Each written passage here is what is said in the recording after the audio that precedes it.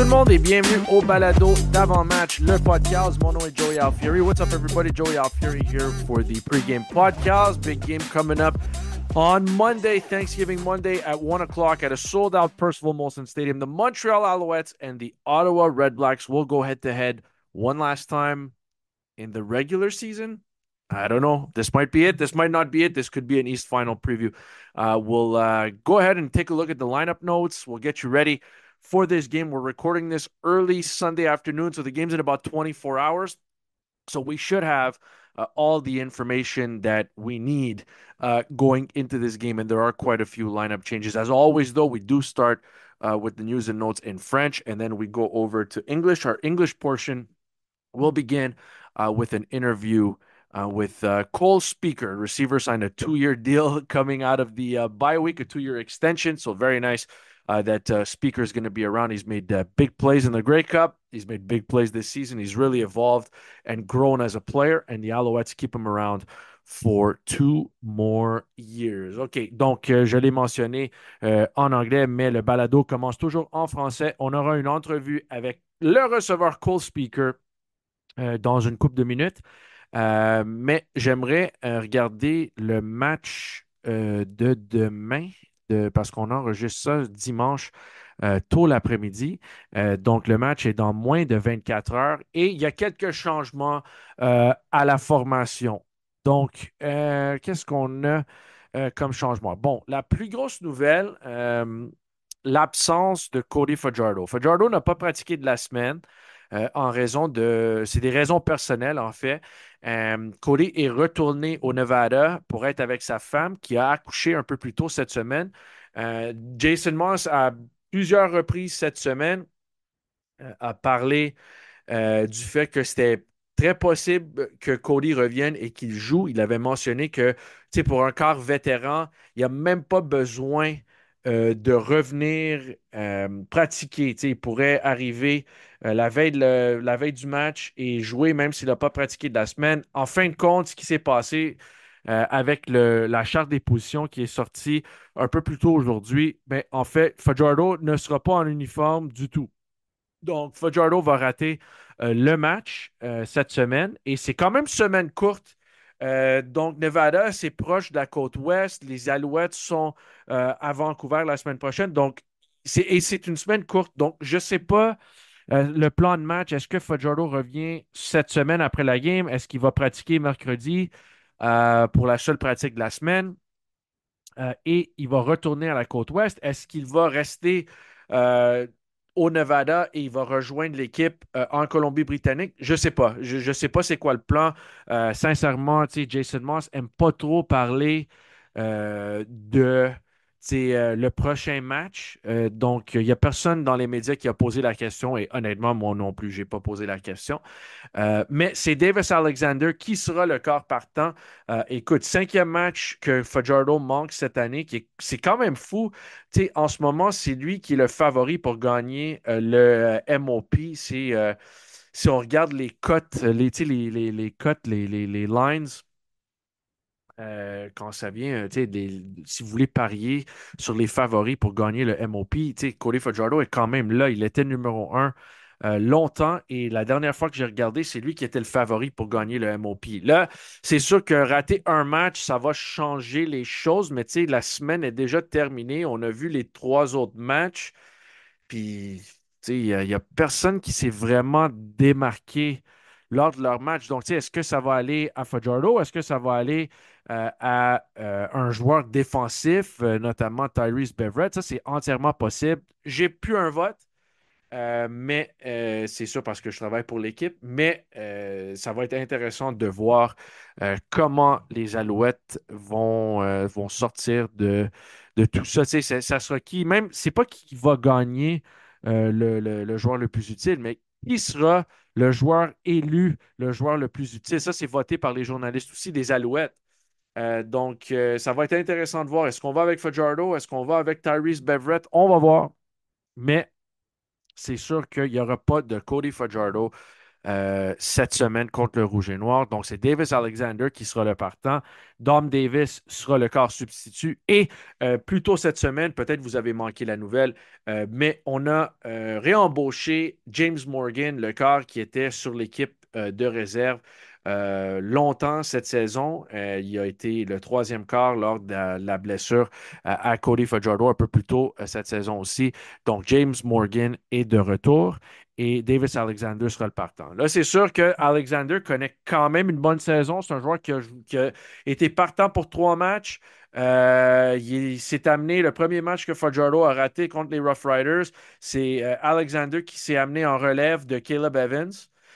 Et les Alouettes sont revenus vers l'arrière, de l'arrière, excuse-moi, pour battre les Riders dans ce match-là. Donc, Alexander, quand il joue au moins une demi cette saison, les Alouettes ont une fiche de 4 victoires, aucune défaite.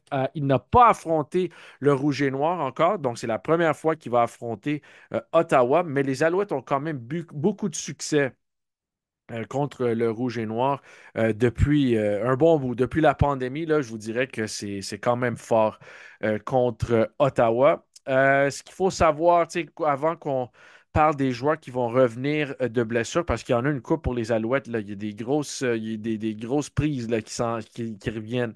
Il faut souligner que pour le Rouge et Noir, c'est Jeremiah Mazzoli, le vétéran, qui sera le quart partant. Drew Brown, encore ennuyé par une blessure qu'il a subie contre les Alouettes il y a une couple de semaines.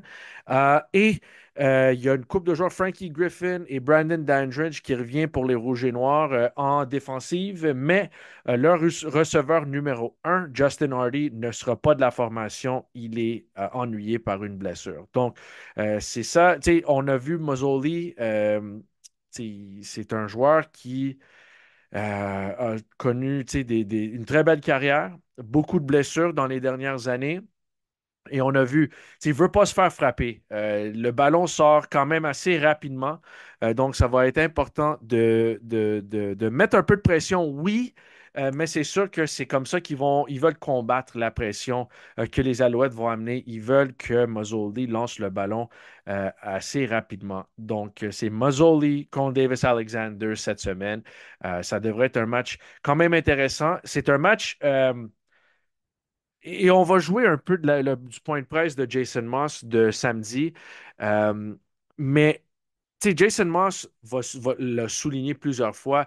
Juste parce que ça n'affecte pas le classement des Alouettes, ça ne veut pas dire que ce n'est pas un match important. Tu sais, ils ne sont pas contents de la manière qu'ils ont joué le dernier mois et ils veulent s'assurer que les choses vont bien avant le début des séries. Donc, c'est sûr que pour les Alouettes, peut-être le résultat n'affectera pas le classement, on va dire ça de même, mais de bien jouer, de gagner est important pour ce club-là.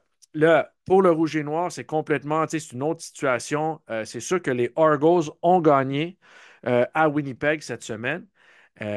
Donc, ça change l'allure un peu du classement de la division. Parce qu'en ce moment, les Argos ont une fiche de 9-7 et le Rouge et Noir ont une fiche de 8-6-1. Donc, ça veut dire que si Ottawa vient à Montréal et gagne, ils seront en deuxième place. C'est pas terminé parce que les deux équipes, il leur reste un match encore à jouer, ou 2 matchs, excuse-moi, encore à jouer. Mais c'est sûr que si tu es le rouge et noir, tu veux pas te trouver en arrière d'Ottawa parce que de Toronto, excuse-moi, parce que évidemment, l'équipe qui finit en deuxième position va rester à avoir un match à domicile, vont rester à domicile pour la demi-finale de l'Est. Donc, tu sais, c'est sûr que c'est des revenus en plus, mais tu sais, c'est sûr que c'est plus d'habitude, c'est plus facile, on va dire ça de même, de gagner à domicile que sur la route. Tu sais, on l'a vu l'an passé, les Alouettes ont terminé deuxième.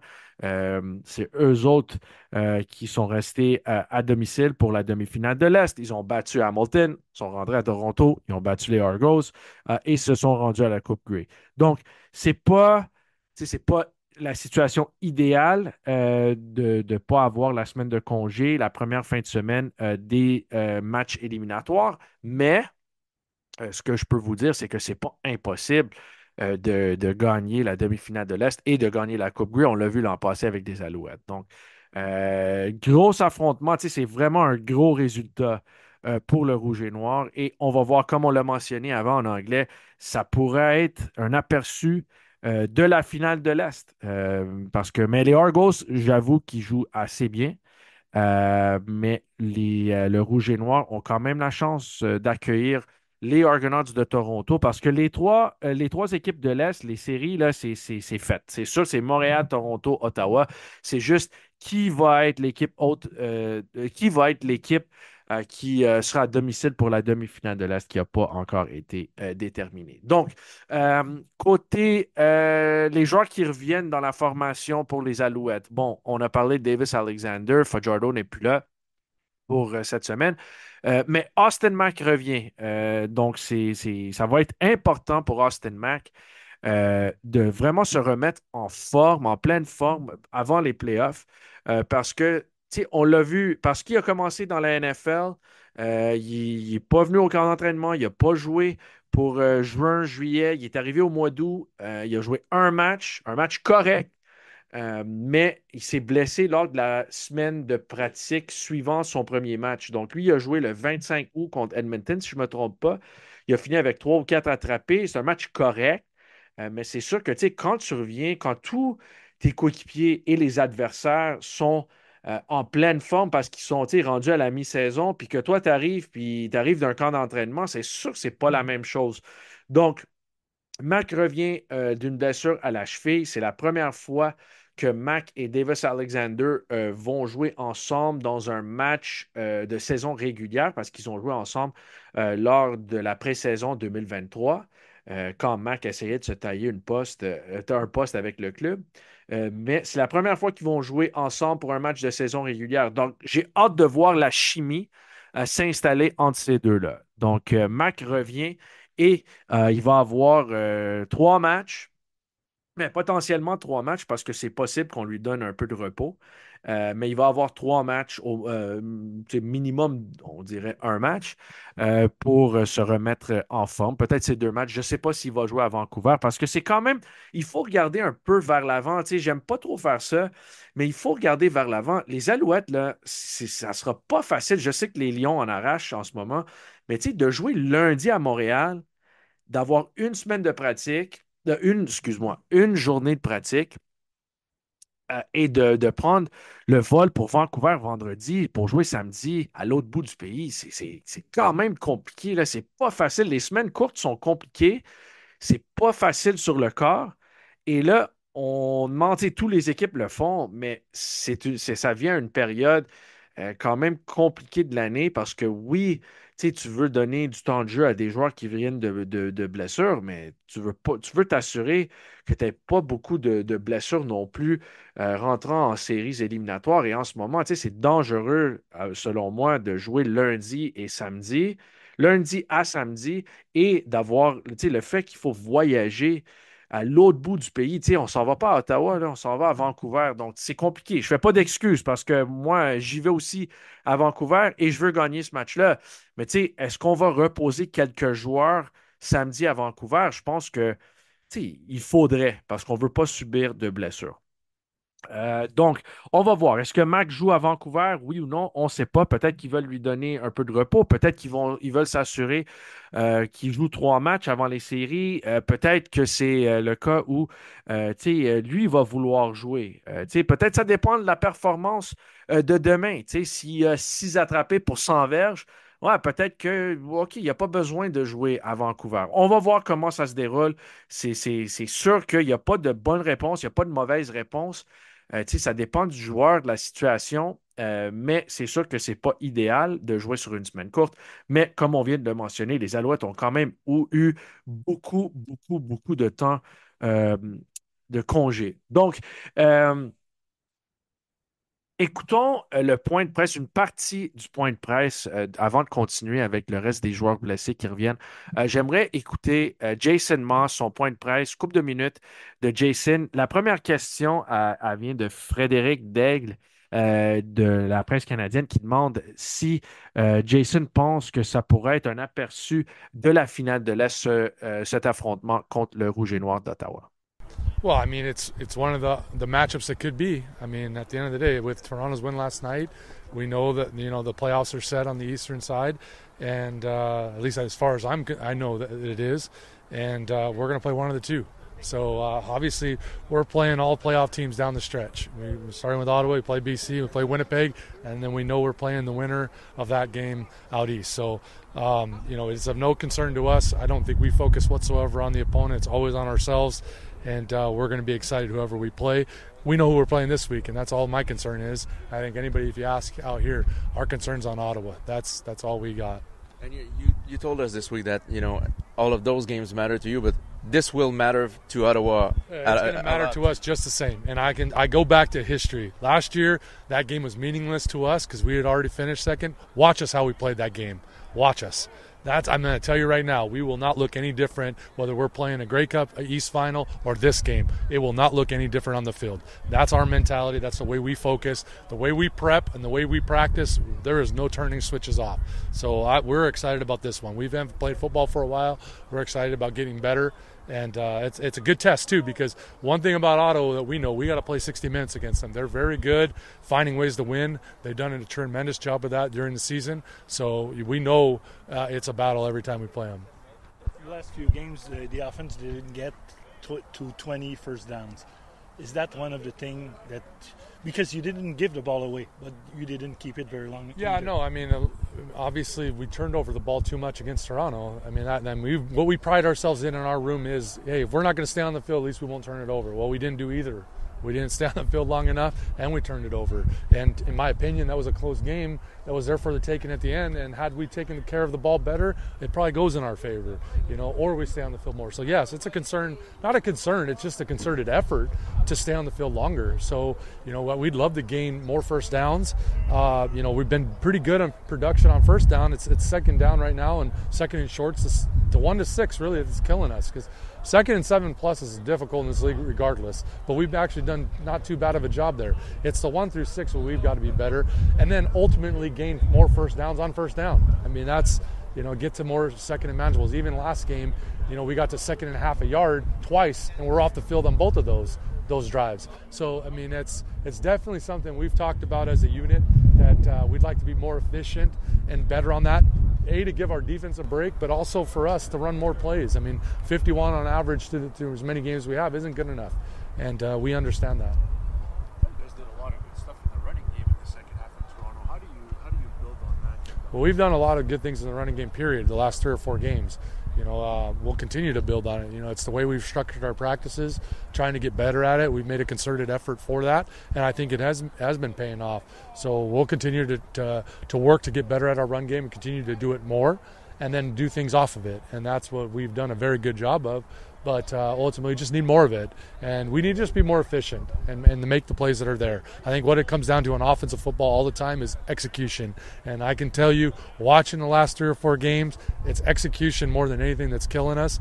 And if our guys will execute a little bit better up front, and I mean not even up front, all over the place, I think we're going to be a better offense going forward.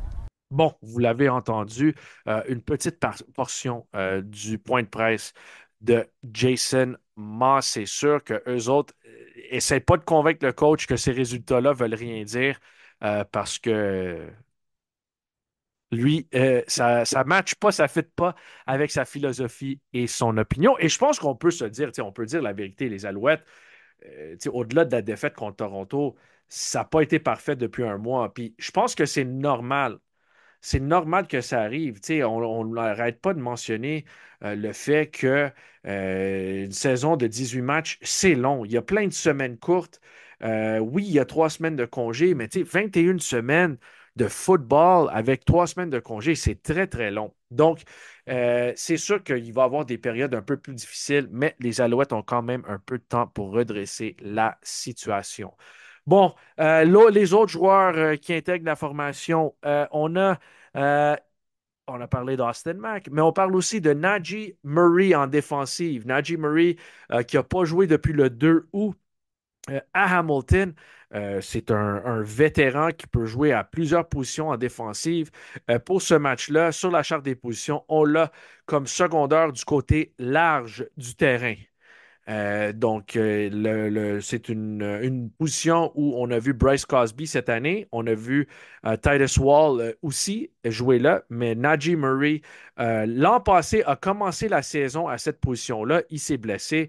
On sait que J.R. Reed a joué à cette position-là. Il s'est blessé aussi. Et là, Reggie Stubblefield est devenu le partant.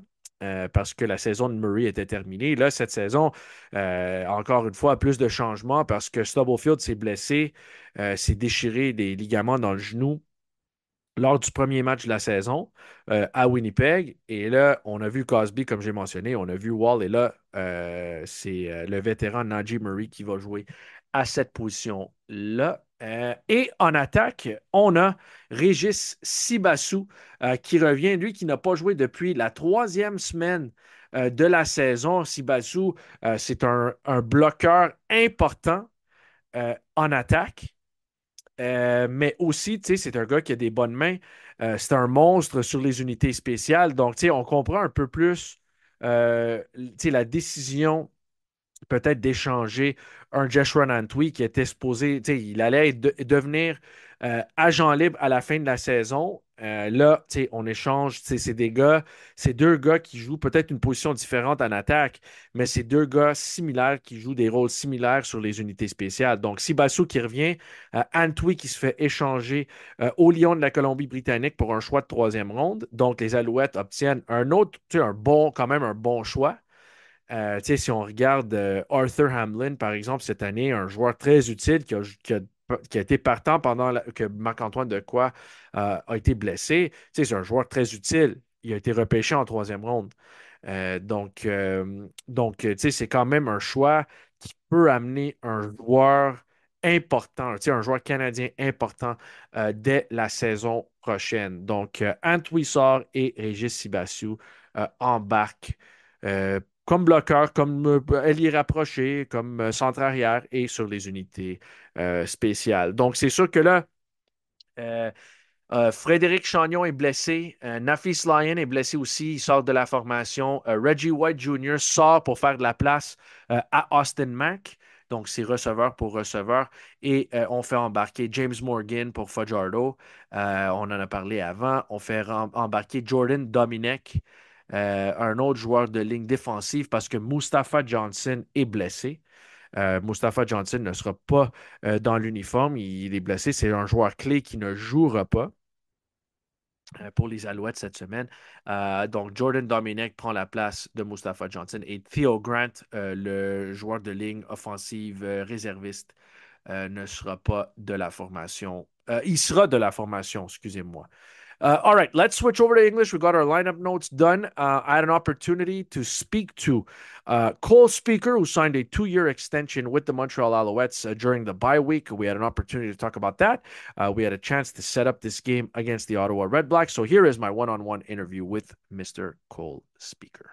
Cool. So, big matchup coming up this weekend against Ottawa. The fact that the game is on Monday, does that throw you off at all? Like just the timing of is it a little bit weird?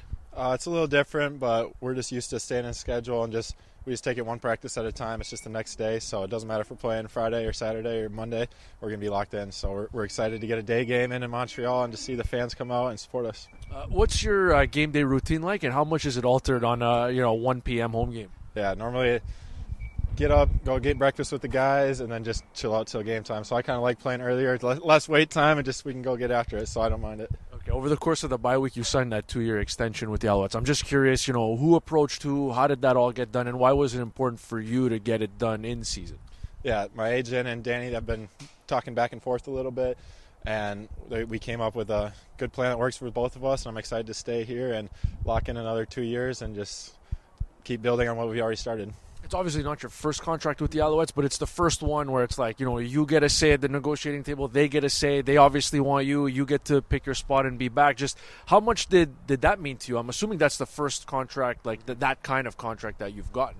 Yeah, it's super exciting to have a team that wants to bring you back and wants to have you be part of the offense and continue to grow and build on what we've done. And so it's very thrilling, and I'm excited that's to be with Montreal. Did you celebrate at all? Anything, dinner or something like that? Oh, yeah, I got dinner with the guys, told my parents, they're super excited, and it's all positive. Did anybody pay for you, or did you pay for anybody else, or how did that work that day?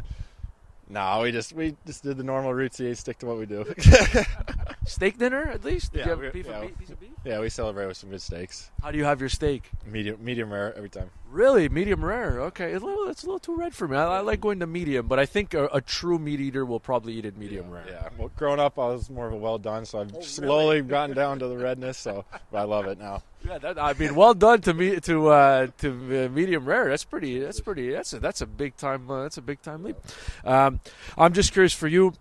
You know, you're up over 700 yards already, Cole. You're at 710. You're on pace for 852, which is just it's a big number. I'm just curious, like, how proud are you? Have you had the opportunity to sit down and look and think about what you've accomplished this year? Yeah, I'm very grateful for what I've been able to accomplish and what I've been able to contribute to the offense. Whenever my numbers call, I just want to do the best and make the most of every catch that I get and put us in the best position to win every game. Where have you drawn that confidence from this year? Because I'm not saying you were a confident player, from the day you got here, but it seems like you're a guy playing with a lot more confidence. Where do you draw that confidence from? Yeah, just from my teammates believing in me, and they know when the ball's in there that they trust that I'm going to go make the play when the game's on the line or any situation in the game. So just working with my teammates every day and just being around them so much, we just build confidence. Iron sharpens iron. The hardest working team out there. So we believe all the work we put in. Do you draw, is it as simple as drawing confidence? Your Grey Cup performance was enormous. Like, even outside of the catch, you had the touchdown, you had a couple of grabs. Did you draw any confidence from a performance in a do-or-die championship game like that?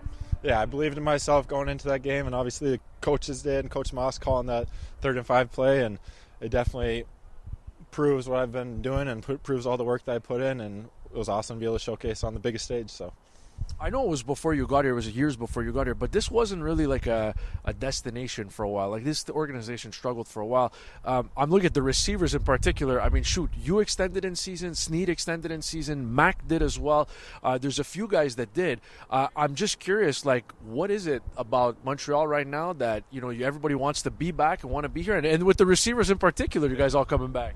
Yeah, I think it's just all the connection with the community, from the coaches and everybody in the locker room from top to bottom. It's been an awesome experience. Just everyone I've met, it's just been incredible. I'm very grateful for the city, all the fans, and just I love it all here. So I'm sure a lot of my teammates can attest to that as well. So we're all excited to be back, and we got an extremely deep receiver room, a lot of guys that can make plays. So it's an exciting offense to be a part of. I mean, you talk about a deep receiver room. I mean, it's not every team in the league that can lose Philpott and still trot out the 5 guys that you trot out. I mean, it's impressive to see what you guys do on a weekly basis. Yeah, it's just our coaches believe in us, and they put us in the best position possible, and they call great plays and allow us to excel and use our strengths to our advantage. I asked Moss about you this week, and Coach was telling me that there isn't a tougher player on the team than you. Have you always been a bit of a tough kid?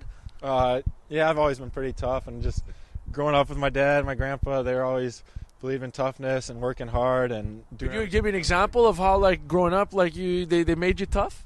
I'd say just a lot of the workouts. Me and my dad would always lift together. We'd go do sprints and stuff, run hills. So I think just being able to push through those mentally, that anything that I face, I'm able to be set up to go through. How old were you when the first time you lifted more than your dad? Can you lift more than your dad? I can't lift more than my dad. Not yet. So some lifts, but upper body, he's still got me. How much can you throw? How much are you throwing up there on the bench, though? Over 300, about 330. So my dad's hit in the 400, so I got a little ways to go there. So is there a receiver on this team that can put more weight on the bench press than you right now? I don't think so. Maybe Snead. No way. Who puts the least right now on the bench press? Who do you think? Which receiver puts up the smallest number? The smallest. Fully understanding that there's not even a chance that I get to half of that number. I'm saying Philpott. He's scared. He's scared of the bench. He's scared of the bench. But it's funny how that works. Obviously it helps, right? Like doing weights and stuff. But it's just funny how some guys, you get to the combine and the guy puts up 1 on the bench, and they're still you can still be a dominant football. But it's a weird thing that way. Yeah, that's kind of with all the testing stuff. It doesn't make or break you, especially as a receiver. There's some guys that are super fast in the 40 and they can't translate to the field. Some guys, so it's just playing your strength and making the plays. However, you got to make them. In Coach Moss's offense, outside of catching the ball, what makes a receiver efficient? What makes you useful to Coach Moss in his offense? I think blocking on the perimeter is extremely important in our offense, and as well as just always running good routes and knowing when you got to affect this guy to get another teammate open. We're all about sharing the ball and doing our part so our teammates can score, other teammates can make plays, and everyone gets a piece of the pie. What's your favorite highlight this year for yourself personally? Oh, I'd have to say There's a bunch. there's a lot of good memories. I like the throwback jersey night where I had 2 touchdowns. Yeah.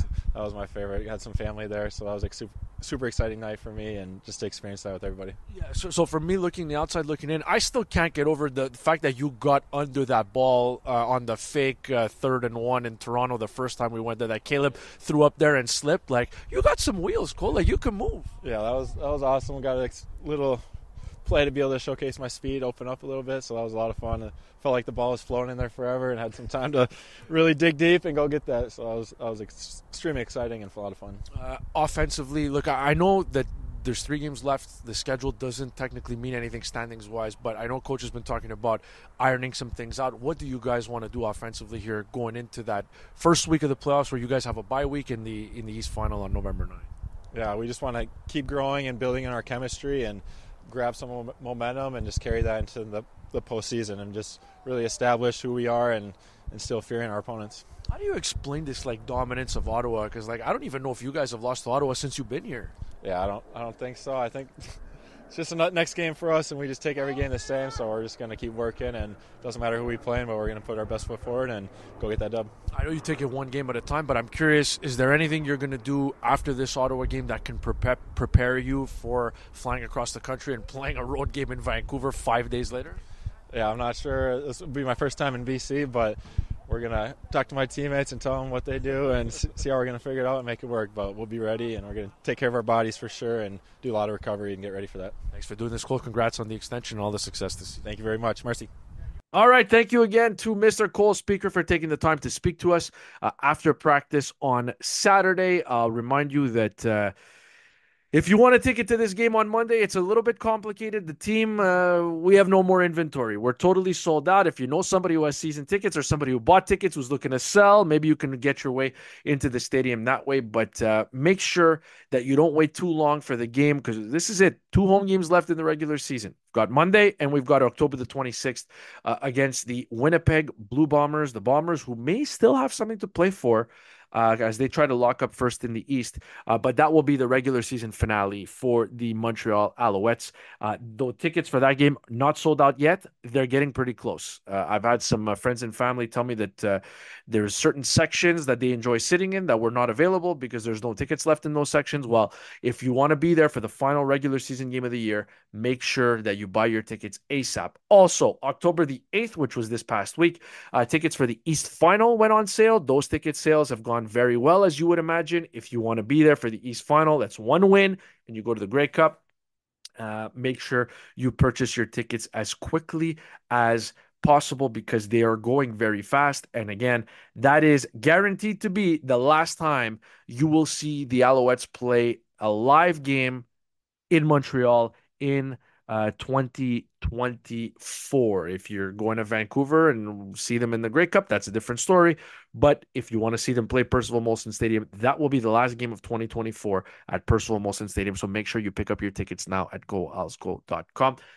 Bonne action, grâce tout le monde. Happy Thanksgiving, everybody, and we'll see you at the stadium in less than 24 hours. Let's go. Big game coming up against the Ottawa Redblacks. Have a great rest of your Sunday, and happy Thanksgiving again, everybody.